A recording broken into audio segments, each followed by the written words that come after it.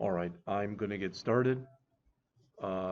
This morning I sent each of you an email. It looks like this, and it says we will begin class today by looking at the URL list below. I'm going to do that first. Then we're going to go over chapters 9 through 11, and I wrote a couple programs for you that I sent you, and so unzip that by the time we get there. So this first part is for those of you who still may be struggling in the class. You know who you are. I'm not pointing towards any one individual, all right? But these are things that if you haven't looked at them before, you may want to, such as, well, this is the W3 School C# tutorial, all right? And you've got the URL for it, so I'm not going to read it to you. All right. There's also, and again, there are all sorts of different sites out there. Some are better than others. The reason that I sent this out today is I got an email yesterday from this thing called Coursera. And what Coursera is it's an online thing, and they offer courses from literally all over the world. And you can take them in two ways. You can pay for them, or you can take them for free. If you take them for free, you're auditing them. You don't have any guidelines, but you don't get access to every single thing that's in there. Does that make sense? You get all the lectures and stuff, but a lot of the homeworks and stuff they leave out because they're doing that for a grade. But if you go in there, for example, this is just Coursera.org, and there it is, Coursera, like the word course with an RA on the end. And if I type in here, for example, C# and hit enter, I mean, you're going to find it says 84 total results for C#. Now, a lot of them will be things like Unity for game development. But if you go down a little bit, programming in C#, a comprehensive approach to C# fundamentals. There'll be quite a few that are like that as well. All right. There's another one that's like this that's called edX, and that's at edX.org. And if I go in there and I search and I key in, for example, it says, what do you want to learn? C#. And I hit enter, 17 results. And I don't know how good these are. C# programming getting started. Or that's C programming. But there should be some in here. Now, a thing that I use, and don't let, when you look at this, don't let the price or anything on here throw you. But I go to Udemy a lot, udemy.com. Now, when you look at this, you're like, okay, so if I put in here C#. And you look and you go, hey, wait a minute, I'm not paying $130. I don't care how good the course is. You don't pay $130. Typically, every week or every other week, they put their courses on sale for either $9.99 or $12.99. All right, I'd be embarrassed right now, seriously, if I showed you my Udemy course list, because it's about 400 courses. Probably half of them I've paid for, and probably half of them they've given me for free because I paid for so many. All right. But again, you'll notice under C#, 5,346 results. And again, some of them are going to be good, some of them not so good. But for instance, this one is by Mosh Hamandani, and I've taken courses with Mosh before. He's a really intelligent guy. But you can always preview him first. So you go out here.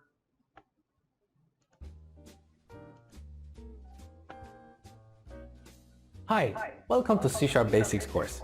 My name is Mosh Hamedani, and I'm going to be your personal instructor. So you can always look at it, and the reason that I think it's worth that is, I'm not going to lie to you. Some of the people who give these courses, although they're unbelievably bright, a hell of a lot brighter than I am, English is their second language, and it's very hard to understand.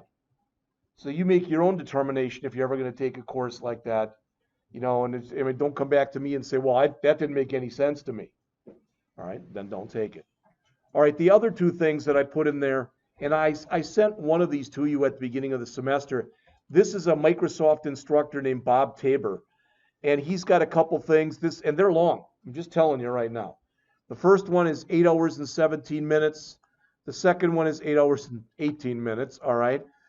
But it's C# Fundamentals for Absolute Beginners by Bob Tabor, and C# Complete Tutorial from Beginner to Advanced by Bob Tabor. Now, when you listen to him, University, and I welcome you to this course covering the fundamentals of the C# very easy to understand. He's got a very nice, deliberate manner. Designed specifically for and if you look here, 9,000 ups, 90 bads, which means he's got about a 99% rate of like rate. Again, I'm not telling you to look at any of these. I'm just saying if you're still struggling in the class, I wanted to give you some more places that you could go to look for help. All right, Gabriel is here, Gabriel B right here, and he's here to help people who might need help, tutoring. All right, so that's first thing. Then let's jump into the book. Now, we have so far completed the first 8 chapters. I'm not going to read them to you. So now we're going to go over chapters 9, 10, and 11. And I'm going to do these as 3 different lectures, but I'm not going to do them in order. I'm going to do 9, then I'm going to do 11, and then I'm going to do 10. All right? And it may not make sense why I'm doing that even after I do it, but that's fine. That's just the order that I've decided to do them in.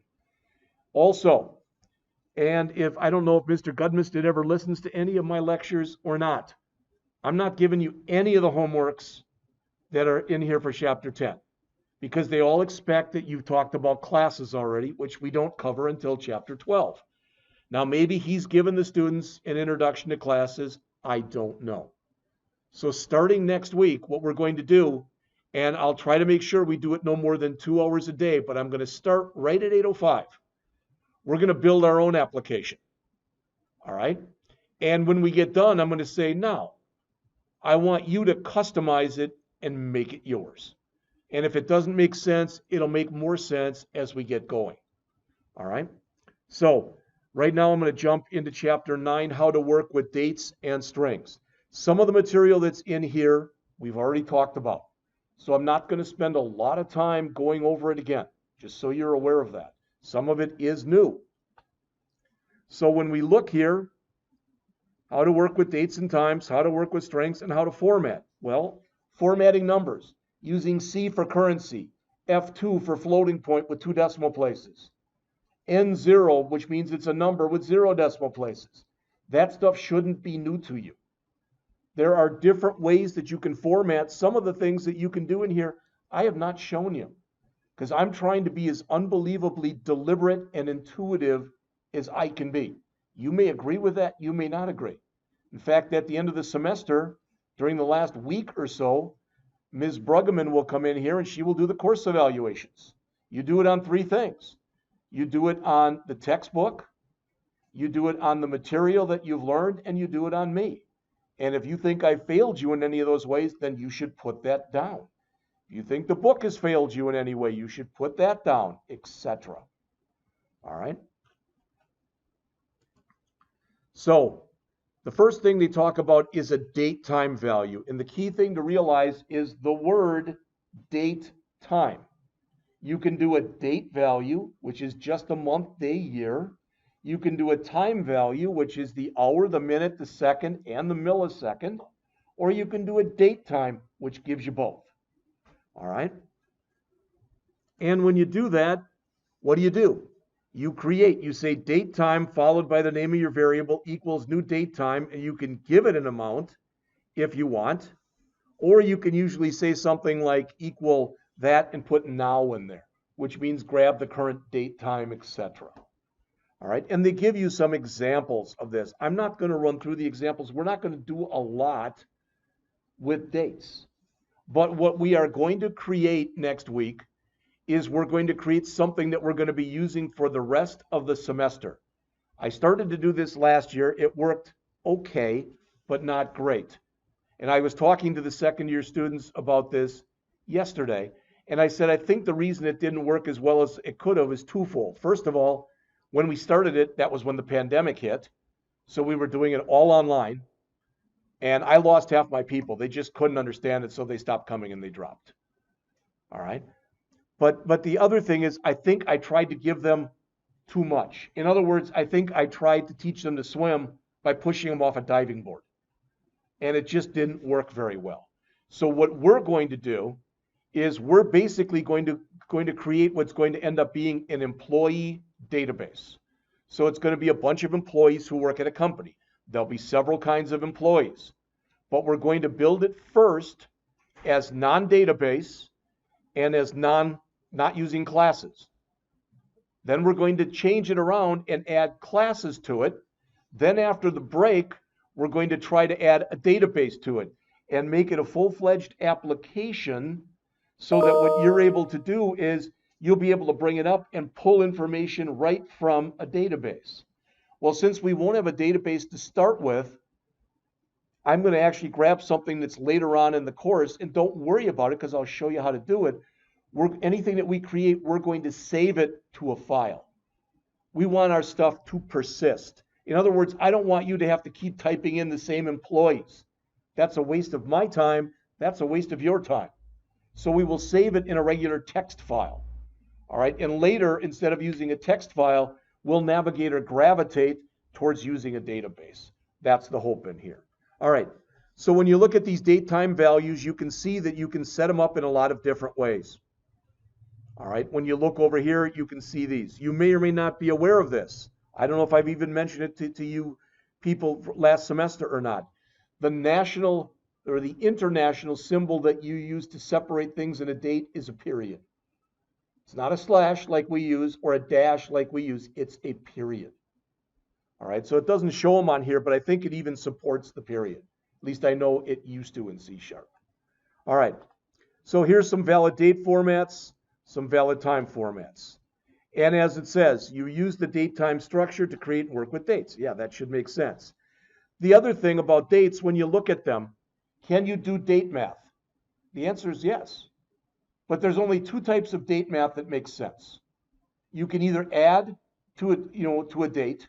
So if you worked for a company and you had like a net 30, which meant you owed stuff in 30 days, you could add 30 days to the current date. Or you can subtract 2 dates. So if I wanted to find out, for example, let's say I wanted to find out for this employee database, we wanted to know how many days the person has been employed at the company. We could take the date they were hired and subtract from that, or take the current date and subtract from that the day they were hired. And that would give us the number of days they've been there. Now, that wouldn't take into account weekends, etc. I don't care. But some math on dates doesn't make sense. Multiplication on dates, division on dates, modulus on dates doesn't make sense. So really the only operations that you can do on date and date time values or time values are add and subtract. And that's what I believe they're going to say next. All right. So now, as it says, now gives you the current date and the current time.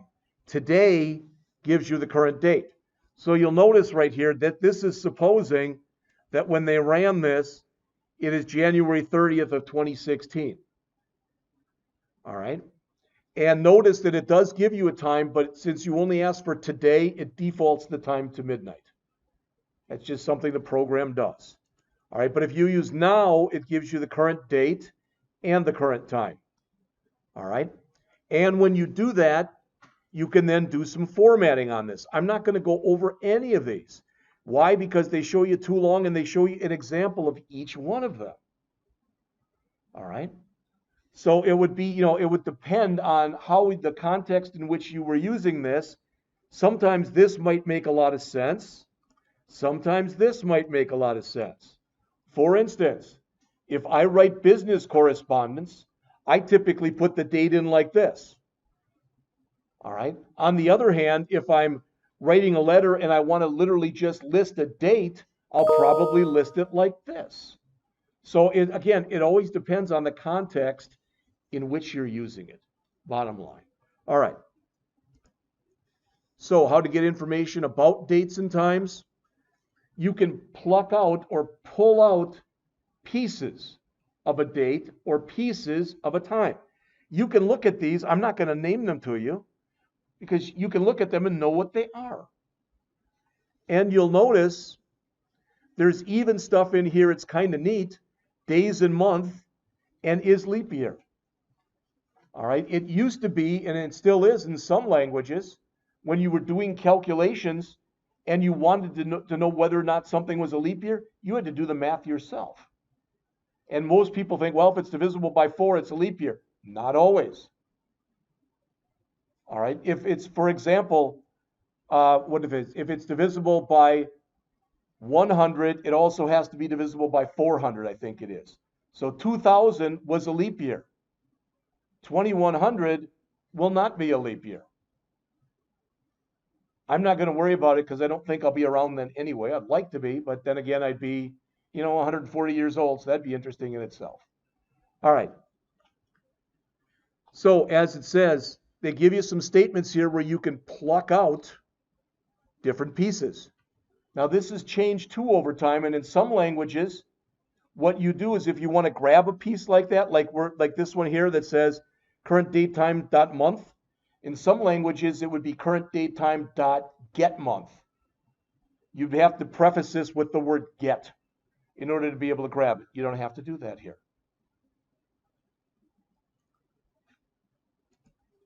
All right. Again, the operations, this is what I named before. So notice a lot of adds and one subtract. So the add, as it says, you can add days, months, years, which are your components for a date. You can add hours, minutes, seconds, which are your components for a time. There's also a time span, and I'm not going to go over time spans. All right. And finally, there are subtracts, and I already gave you an example of how you could use a subtract. All right. And there are, again, examples in here that you can use. Now, a time span, as it says, it represents a period of time stored as ticks.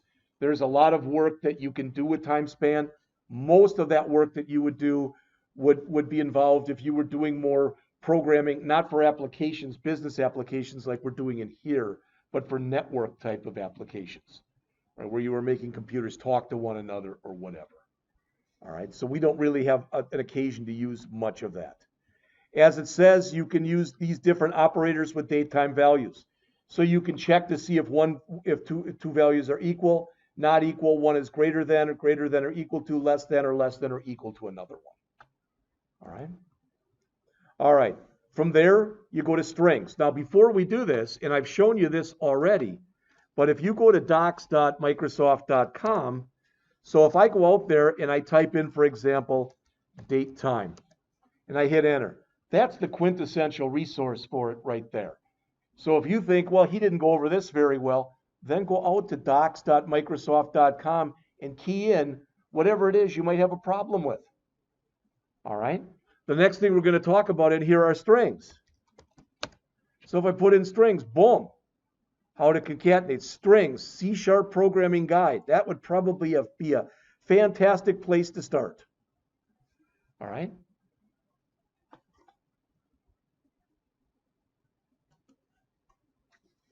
Okay, properties and methods of the string class. Well, believe it or not, what we've been doing so far, you've been working with strings pretty much the entire semester. The good news is you've also been working with classes the entire semester. So when we go into object-oriented, you're going to find you're going to say, like, we haven't done anything like this before. Not exactly. But we've used the string class. Every time you create a button on your screen, that's a button object that's part of the button class. Every time you create a label, same kind of thing, or a text box, or whatever. All right? So these are some of the methods that you can use with strings, and a lot of them should make sense. Starts with. If I want to see if something starts with a vowel, for example. Ends with. I want to see if it ends with a vowel. And then you'll notice there's things like index of and last index of. And it's, do you start your search at the beginning and go to the end? That's an index of. Or do you start your search at the end and go to the beginning? And that's typically when you use the word last in there. If you're looking for something and it's not found, typically in string methods, it returns -1. That means that there's an absence of whatever it is you were looking for. All right. But ones that you'll use quite often, we've already used to lower, to upper, we've used trim. Substring is another one. Substring is when you can look for a string within a string. And I've used this example before. If I wanted to go through the Declaration of Independence, and I wanted to find every time in the Declaration of Independence they use the words United States, I could do a substring where I would tell it to do what? Start at the beginning and go to the end, and I have to tell it what I wanted it to look for. Split is a neat one, because what split does is if it takes something like if I say, hi there, how are you? Hi there, how are you? That's 5 words. It takes those 5 words, which is one string, and it breaks it up into an array, and now you know what arrays are with 5 elements. Element 0 is hi, element 1 is there, or element 2 is how, element 3 would be are, and element 4 would be you. All right? And in some languages, that's called exploding a string, or if you go from an array and put it into a string, it's called imploding, depending on the order in which you're doing it. I don't think there's an implode in here, but there is a split. As it says, you can use an index to access each character in a string. So the first character in the string, so if I say hello, the string hello is actually the character array H followed, in location 0, E in location 1, L in location 2, L in location 3, and O in location 4. All right? And that's what they're saying in here. So they've got a bunch of examples that work with these things. And again, the best way to learn this stuff is to try it. All right? We will do some work with strings. Why are strings even important? In some databases, and it's going away from this now, but in some databases, they're case sensitive. So if I put Jeff in there in lowercase, then put Jeff in there in uppercase, then put Jeff in there with a capital J and a low EFF, that might be in there 3 different ways in the same database. That's not good. All right. It should basically be the same thing regardless of the caseness that I put it in with. Well, one way that you can make sure that doesn't happen is you can always run 2 lower or 2 upper on it. All right. And again, so look, there's examples here, a for each loop to access each character in the string, that starts with and ends with. So notice, does this string start with ABC? It says uses the starts with and ends with. All right. Does this one end with ABC? No. All right. Does it start with ABC? I'm not even sure how they're using these. Some of them are really screwy, for lack of better words. All right. The index of is where you find something. So where's the first blank space in here? 0, 1, 2, 3, 4. That's why it returns 4. All right. Ink. There is no ink in there, so it returns -1. All right. Last of. Where is the first blank space in here? All right. So again, it depends on the order in which you're doing this. You can do a lot of operations that are very similar if you've done any work using Word or any kind of word processing program. Remove, insert, replace. The 2 upper and 2 lower we've already looked at. Copying one string to another, it's no big thing. All right. Okay, and then more examples that work with these. So there's trim, again, index up. I'm not going to run through any of these. All right, I do want to run through this, and I showed you this the other day in the examples that I used. This is the parse and the try parse methods that you can use to validate numeric entries. So I do want to take a couple minutes to go through this. It says in Chapter 4, you learn how to use these to convert a string to another data type. You also learn that when you convert a string to a numeric data type, these methods only recognize standard numeric characters. You already know that. All right, so in other words, if I say hello and I try to convert that to an int, it's not going to work, is what they're saying. It says now you'll learn how to use the parse and try parse methods to validate a numeric user entry by specifying the exact characters you want to allow.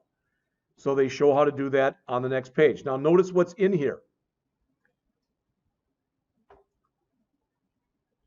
Why is this important? You never know if I'm getting my information from a file that someone else has created. What if the person putting that information in did put in commas? All right, I could write a program that could strip out all the commas, but then if I have to do a report, I got to put them all back in or whatever. All right, or I can tell it what I want it to allow, and that's what they're showing in here.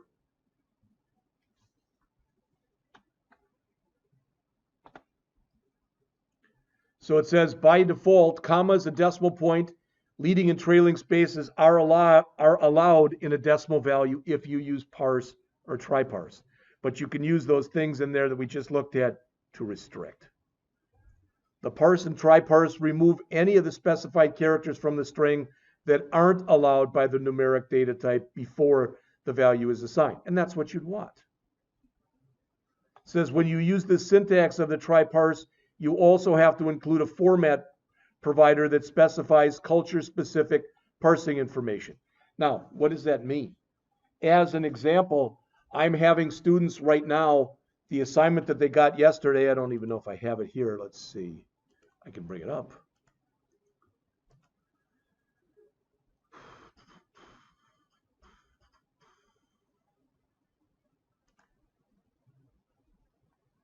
There we go. What they're doing in the Android class, don't even worry about the first one. This is the first one that they're doing. But the second one, and I've told them not to use my ugly graphic, but they're making a currency converter. All right. So in other words, you list some currencies, an amount you want to convert, then these are drop-down lists, and this will show where you're going from and where you're going to. All right. And I wanted it to be a little harder, so I just did it simply where I said 1,234.56 US dollars equals that in yen. But I'm making them go out also and find the characters. The dollar sign isn't hard to add, but find the character for a yen, etc. All right, so they're doing some work with that. So they're actually doing some parsing, and all I'm trying to tell you is this stuff is used. And it's funny, when you talk about localization and globalization, that's what you're talking about. Is will your app work with different types of currency or different languages or different whatever? All right. Now there's a string builder. I'm going to put this on the board, and it may make sense and it may not make sense. And really it's okay either way. But if I sit there and I type into my program, so in my C# program, I say string name equals double quote Jeff, double quote, semicolon. Somewhere in memory, I don't care where, but let's just say at address 5700. I'm making that up. I'm going to get the equivalent in there of JEFF. Now, it won't actually be JEFF. It'll be the zeros and ones that make up a J, an E, an F, and an F. But what I want to tell you is this. If later on in my program somebody says, oh no, you need your full name. So I come in and I say name equals Jeffrey. The system doesn't automatically just come in here and say R-E-Y. Because those locations might already be being used by something else. So what it does when I do this is it finds a different spot in memory. So let's say that's 8300. And it puts in JEFFREY there, and then it marks this as being unused. So the next time an operating system program called the garbage collector comes around, it frees up that memory. The reason I'm telling you that is strings themselves are what is known as they're immutable. That's why when you change them, their location changes. On the other hand, if instead of using a string, you use what's called a string builder, string builders are immutable because you build them in chunks and then throw them into a string. All right, so why, who cares? Well, if I'm doing a program, I might be building a person's name, and I might use a string builder for that, and they may input their first name, then they may input their middle name, then they may input their last name, as an example. All right? So, as it says, when you use the string class to create a string, the string has a fixed length and value. It's immutable. But another way to work with strings is to use the string builder class. Then you create a string builder objects that are mutable, meaning that you can add, delete, or replace characters All right, and then eventually you'll throw it into a string. Now, do you ever have to use these? Not with the stuff that we're working on. This would be much more intricate, and you'd probably be much more apt to use this if we were doing just textual-based applications that never worked with numbers. The stuff that I'm going over with you, we're more number-oriented. All right, and since numbers aren't strings, this isn't particularly relevant. But it's being brought up because A, it's in the book, and B, you could run across it. So as it says here, unlike string objects, string builder objects are mutable, which means they can be changed. The capacity of a string builder object, okay, now notice right here they're creating a string builder and they're making it size 10. See that? If you put in an 11th number, it automatically doubles its size, so it makes it 20. Automatically it does that. If you don't put a number in here at all, it defaults to 16. Okay? All right. Formatting, again, I said we weren't going to spend much time on this. N for numbers. All right. M, as it says, an integer that indicates the width. I don't ever use these. I find those confusing. But these, of course, we've been using a lot. C for currency, and it doesn't matter if it's uppercase or lowercase. F for a number as a decimal, and you can put a number after that for the number of decimal places. N for a number, as it says, with a thousand separator. Other than, and P for percentage. I don't typically ever use E for exponential. All right, I don't usually use D, but I use C, I use F, P, and occasionally N. All right, so that's the explanation of what those are. You can also create what are called placeholders. Okay, so here's an example. Now notice they're using string.format. Okay, and what this means right here, 0, that means that that's the first argument. So it says I want to use, that's my first argument, and I want it to be currency. So it converts 1234.56 into $1, 234.56, etc. And the rest of these are all examples that work the same way.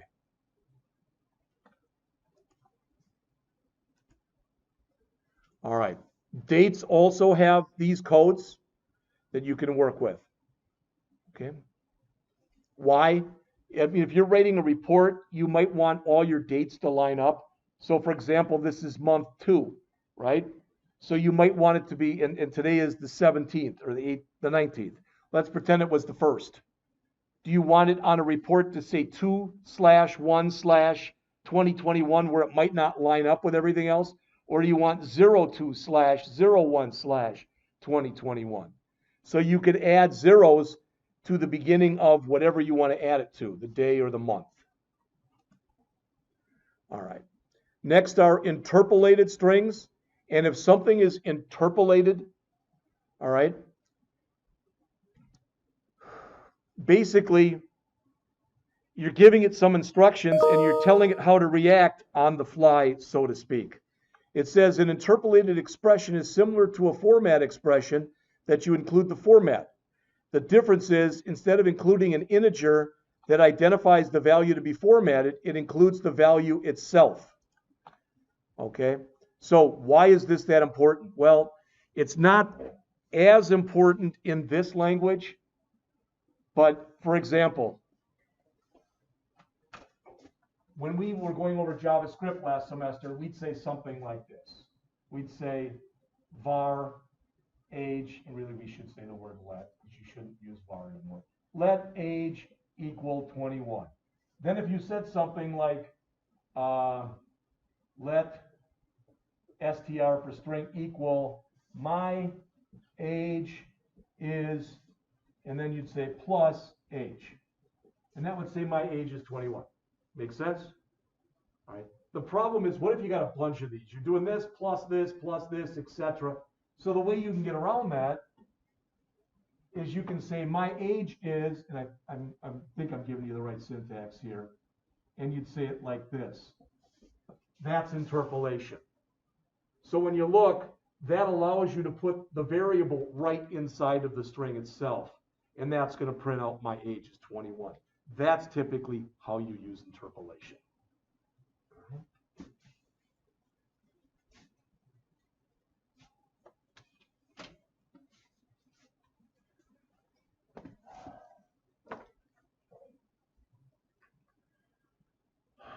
So as it says, instead of using the format method, you can use interpolated strings, if that's easier for you to use. Now that's it for this chapter. So I'm going to stop this part of the lecture right now. All right, and then we will start up. It's 8:41. I'm going to go till 9, and then we'll take a break. But hopefully by 9, chapter 11 is a fairly short chapter. It's the chapter on debugging. So I'm going to do that one next. Again, a little bit out of order.